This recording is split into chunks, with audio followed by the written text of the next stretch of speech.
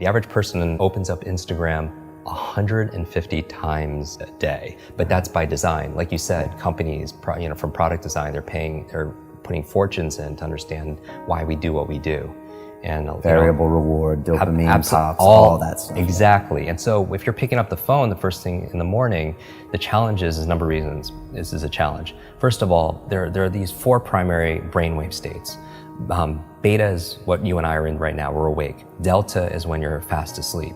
In between those 2 states, theta and alpha, are extremely important brainwave states for learning. So theta is the state right in and out of sleep. Theta is the state that we call creativity. When you are your most creative, usually it's coming because you're in this theta state. And you know this, when you're in and out of sleep, or you're close to you're so deep, your mind goes and you come up with ideas. You know what puts you in a theta state? Are showers. Oh, really? You ever notice when you're in the shower, you come up with some of your best ideas? Yeah, and your brain kind of drifts. It does, because you're in that brainwave state. So a big part of my work is taking the invisible and making it visible. When I do these demonstrations, I always tell people that I do it because I want you to see that there's a method behind the magic. That when somebody does something that's extraordinary in athletics, in education, in technology, with the human body, there's always a trail, because genius leaves clues. Above theta, though, is the state called alpha, right below beta, where you're most aware and awake. Alpha is a state of learning, accelerated learning. It's a state of relaxed awareness.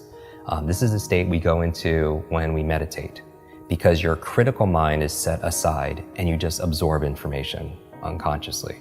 You know what puts you into an alpha state? Television.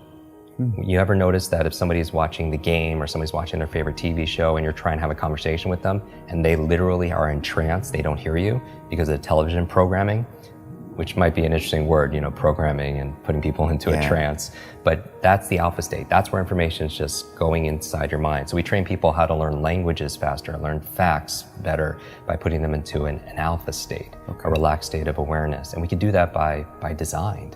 And people don't realize this. And this is the whole thing. I really think this should have been taught back in school, because school was a great place to learn what to learn. Math, history, science, Spanish, important subjects on what to learn. But how many classes were on how to learn? Does that even exist these days? No, that's what I'm saying. How many classes were on how to think critically, how to make good decisions, how to solve problems, how to focus and concentrate, how to read faster, how to remember more, right? They teach you 3 R's in school: reading, writing, arithmetic. But what about remembering? What about recall? What about retention? Right? Socrates says there is no learning without remembering.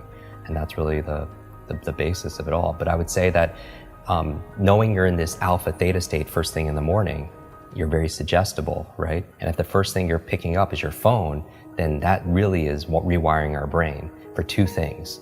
The dangers. That's going to really decrease your level of productivity and performance. Number 1, it's training you to be distracted. And we talked about that. Every like, share, comment, everything is just making you just pay attention to everything else, and rewiring your brain. So when you're having a conversation with somebody, you can't even focus because you've trained your brain to do otherwise.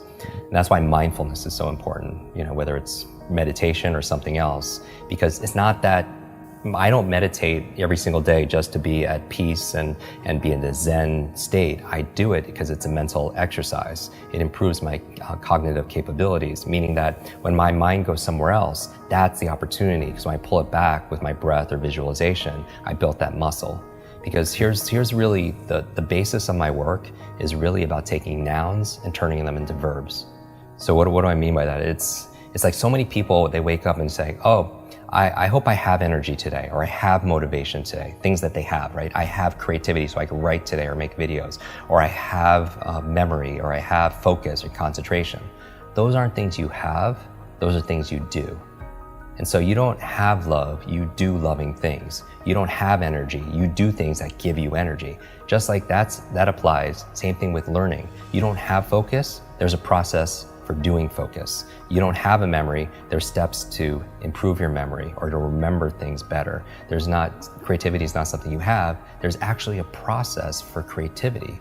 So you should never suffer from writer's block or anything else like that, because that's where if you don't understand how you work, when I was talking about self-awareness and understanding ourselves, I think if somebody wants to improve their their self-esteem overnight, just study your brain. Like you'll get a boost of confidence and pride like instantly, because it is the most incredible, I don't even know what to call it, a device, a supercomputer, what, in the whole universe. You know, it's not just about going out to Mars and all these other places. I want to go in here, because this controls what? Everything, our careers, our income, our health, our relationships, you know, whether or not you get, you know, complete. We were talking about this before our conversation here. What, you know, when you're training for Ironman and triathlons and everything else, is how much of it is mental. Like we know, like everyone knows what to do, but do they do what they know? Because common sense is not common practice. And it's a myth that knowledge is power. Knowledge it has the potential to be power, but it only becomes power when we use it, when we apply it. Like people think they should get points for buying books and sitting on the shelf, and it just sits there and becomes like shelf help, not self-help, right? Self-help, yeah. Or somebody will go and learn something. I'll listen to a podcast like this or a show, or they'll go to a conference. They'll pay all this money, but they don't do anything with what they learn. And part of it also is because they forget it.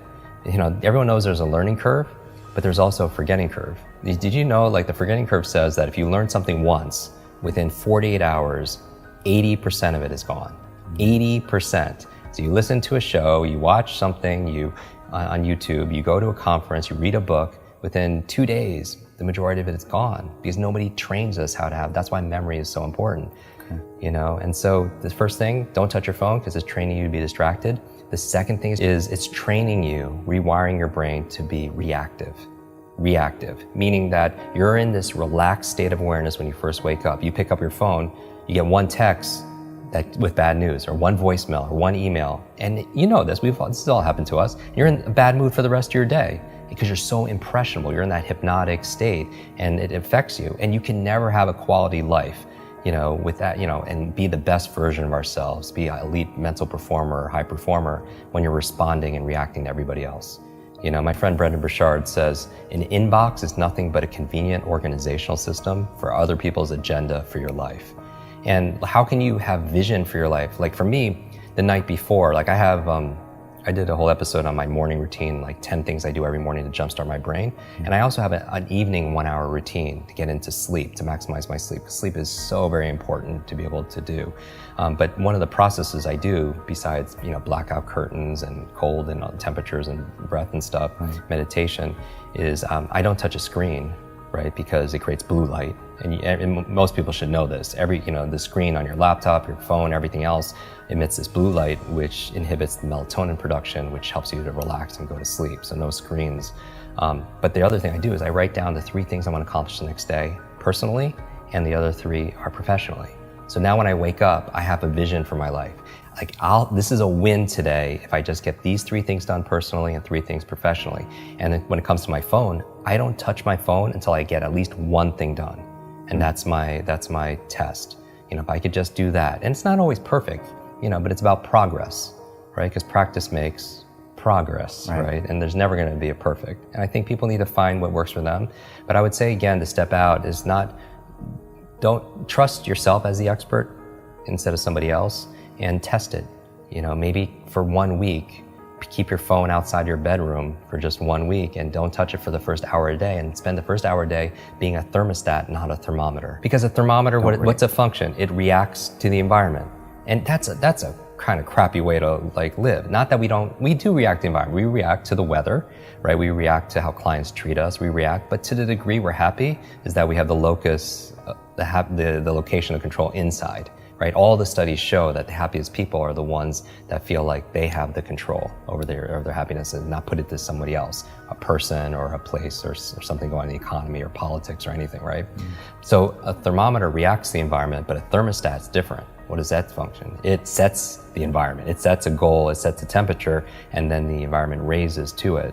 And so I feel like anyone who's attracted to your work or to mine, they're thermostats because they have a growth mindset. Because if they thought things were fixed, they wouldn't watch something like this. Because what's the point? It's just all predestined and it's set, and we can't grow.